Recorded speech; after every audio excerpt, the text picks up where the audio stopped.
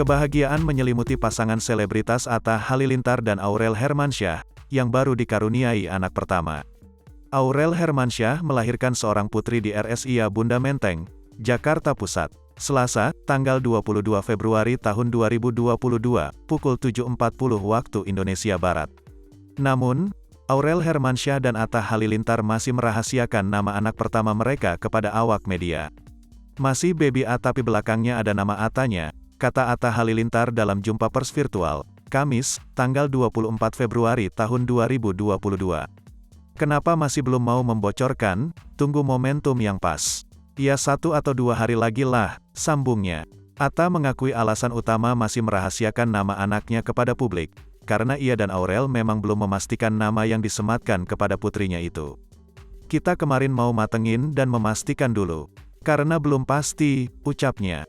Atta menyebut dirinya menyiapkan 3 nama untuk putrinya. Tapi ia masih kebingungan memilih nama yang tepat untuk putrinya.